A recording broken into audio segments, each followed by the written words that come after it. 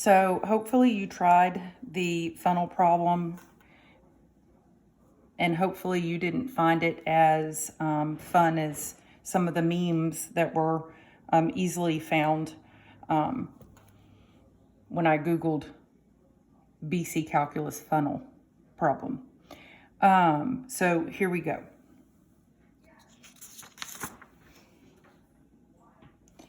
The inside of a funnel of height 10 inches has a circular cross-section as shown in the figure to the right. The height of the radius of the funnel is given by r equals, where 0 is less than h, which is less than 10. The units for r and h are in inches. So in part A, it says find the average value of the radius of the funnel. So we know average value is 1 over b minus a, the integral from a to b of f of x dx. Here, we're trying to find the average value of the radius. And the radius is dependent upon the height. So the average value is 1 over 10 minus 0. That's the height from 0 to 10. The integral from 0 to 10 of, and the radius is 1 over 20 times 3 plus h squared dh. So that's the average value.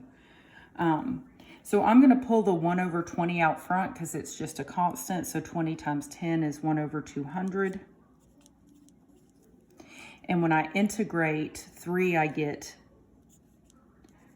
3h plus h cubed over 3 from 0 to 10. Now I'm going to plug in my upper limit minus my lower limit. So this is going to be 1 over 200. And this is going to be 30 plus 1,000 over 3.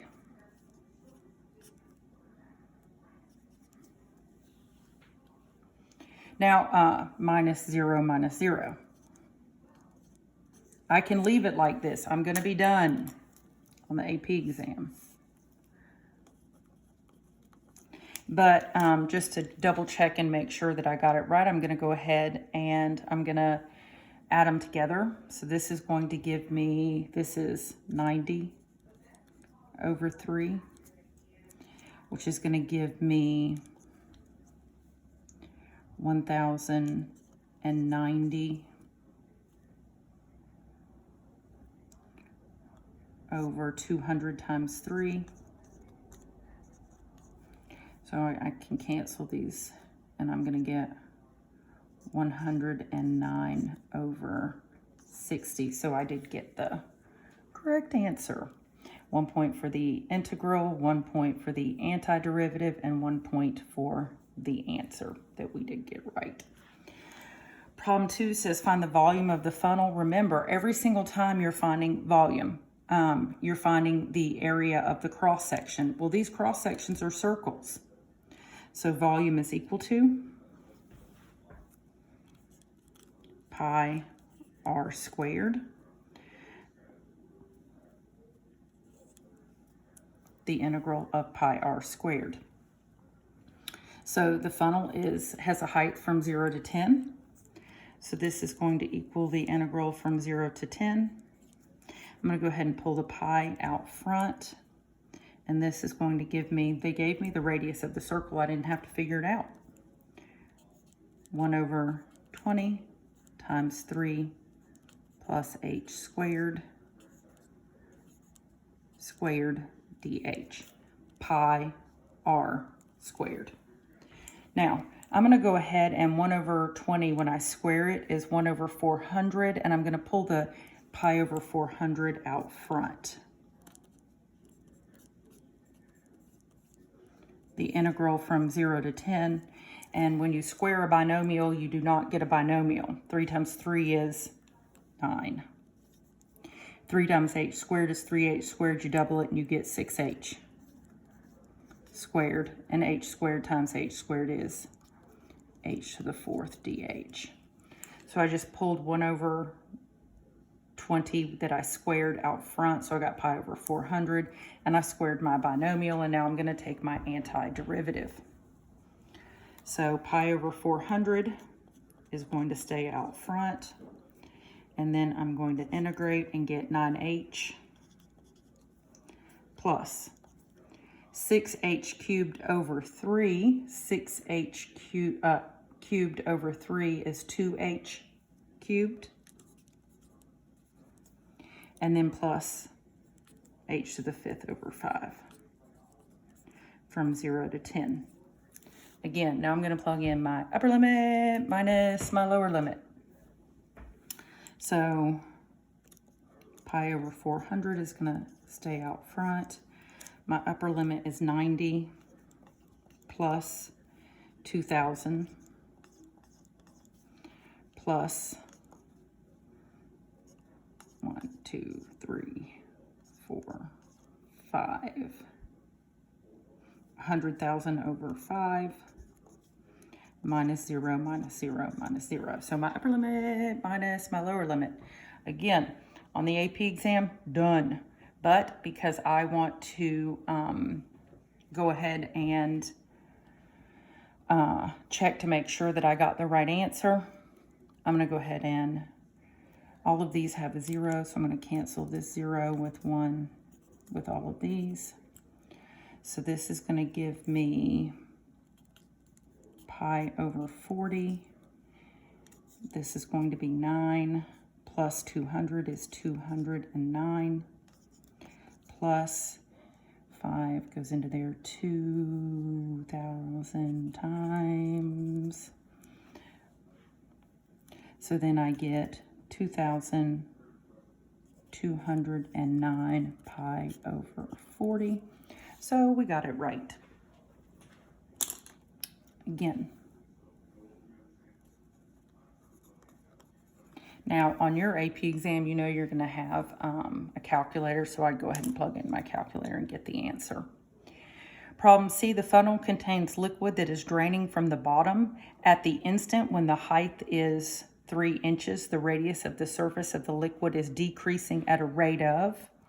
At this instant, what is the rate of change of the height? This is a no, find, when. They gave you a no and that's a rate, and they asked you to find something that is a rate. So at the instant when the liquid is 3 inches, the radius of the surface of the liquid is decreasing at a rate of dr dt, because its radius is negative 1/5 inches per second. It didn't say indicate units of measure at the end, so I'm just not putting any units in here. But because it was decreasing, that means it's negative. Because the radius was decreasing, the derivative was negative. And at the instant when the rate of change, at this instant, what is the rate of change of the height? So we're going to find dh dt. And I need an equation that has r and h in it. Well, once again, they gave it to me. So my equation is equal to 1 over, r equals 1 over 20, 3 plus h squared. In a related rate, you're always, always, always taking a derivative with respect to time, ddt. So variables don't match, so dr dt equals 1 over 20 comes along for the ride. It's just a constant. The derivative of 3 is 0. The derivative of h squared is 2h to the first times, the variables don't match, dh dt. And now I'm going to sub in. So dr dt is negative 1/5 equals, I'm going to go ahead and cancel this and get 1/10. H in this problem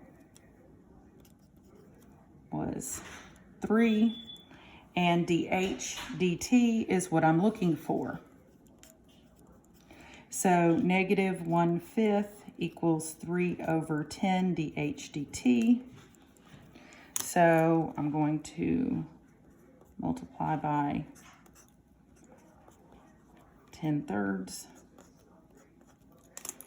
And that's going to give me negative 10 over 15 equals dh dt.